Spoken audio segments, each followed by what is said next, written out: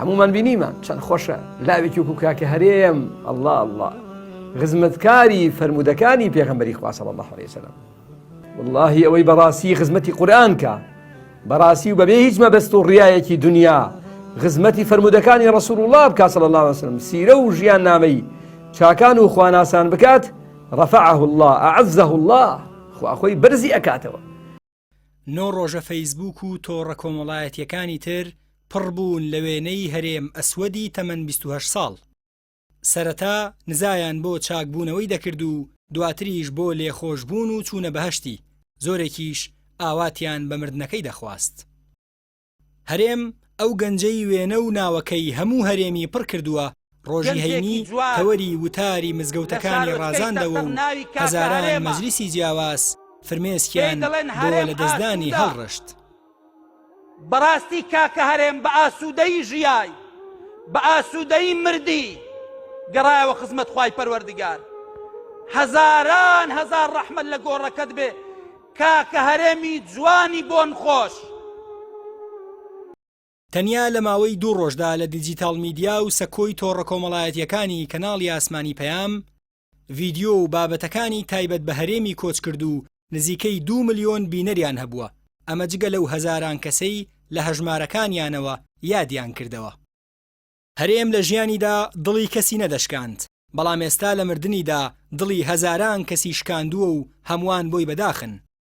ئەوەی ڕۆژێک بینی بێتی و وێنەیەکی یادگاریان چرکاندبێ وێنەکە بڵاو دەکاتەوە و تەنانەت ئەوانەی ڕۆژێک لە ڕێگەی سۆشیال میدیاوە بە چات لەگەڵی دوابن وێنەی چاتەکان دەگرن و پیشانی هاوڕێکانیان دەدەن. هونەرێکێکە لە هاوڕێکانی کە سەرقاڵی هەڵواسینی وێنەکانیەتی بە دەواازەی شارۆچکەی تەقتەقەوە نووسیویەتی کاکۆ شار بەبێتۆ بووە بەغار. سیروان کاکە ئەحمەد بەڕێوەبەری پڕۆژەی بەهای فەرموودا نووسیویەتی هەرێمی دڵساف و ڕۆحسووک و خوێنشیرین و دەمبەخەندە. هێندە بەسەکە دەتگوت مامۆستا هیچ شەوێک ناخەوم تا گردنی هەموو موسڵمانێک ئازاد دەکەم. بازنەی پرسەگێڕانی سۆشیال میدیا بۆ هەرێم ناسیاوانی تێپەڕاندووە، بگرە زۆرێک لەوانەی پۆستیان لەسەر کردووە نایناسن. ئەوە تا مەریوان عارف عەلی ڕاهێنەر و وەرگێڕ دەڵێ نەمناسیویت نەمبینیویت بەڵام هەستەکەم دڵم بۆ کۆچت ناڕەحەتە. عەدنان نووری ڕاهێنەری پەروەردەیی نووسیویەتی ئەرێم هەرێمە کێیە؟ پێم بڵێن ئەم هەرێمە چی کردووە و چۆن هەنگاوی هەڵگرتووە وا دنیا بۆی هاتووەتە جۆش؟ ئەبێ چ مرۆڤێکی دەم و دەست و داوێن پاک بوو بێ و ئەو هەموو گەنجە بۆی بەداخن و واوەی لایەنە. عەبدولجەبار هەڵەبجەیی پزیشکیش دەڵێ نە پێشتر بینیومانە نەناسیومانە بەڵام کۆچی غەمباری کردین، ئای کە چ سڕێکی پەنهانە.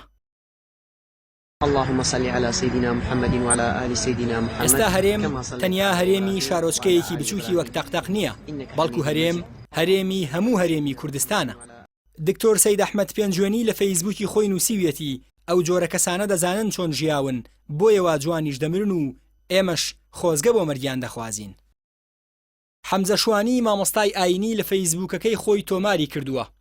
دایکم شەوانە زوو دەیوت خەبەری هەرێم نازانی دەبێ مابێ ئاخرە و نایناسێ ئەم دڵی چۆن پڕبوو لە خۆشەویستی هەرێم. ئاسیا نەریمان دەرچووی کۆلێژی زانستە ئیسلامیەکانە دەڵێ لە زمانی عەرەبیدا خوێندبووم هەندێ وشە بۆ بەراوردکردن بەکار نایەن بۆ نمونە مردن، بەڵام هەرێم ئەم ڕێسایی شکاند جوانتر لەوانی دیکە مرد.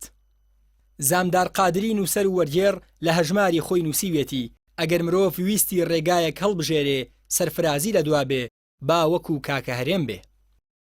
گەشبین محەممەد مامۆستای زمانی ئینگلیزی دەڵێ دڵی هەمووان بە ڕۆشتنت لەرزی لە مردن تەوەوانە فێربووین و لە خانەوادەکەتەوە ئارامگری. هەرێم قەڵەمی شاعیرانیشی هێناوەتە جۆش، ئەوە تا وریا زەڵمی شاعریش نووسیوێتی کۆچە دوانەیە و هەمووانت فێر کرد پەرۆشی دین بووی درێغیت نەکرد، خودات لەگەڵ بێ تا ڕۆژی مەحشەر ببیتە هاوڕێ و هاودەمی سەروەر.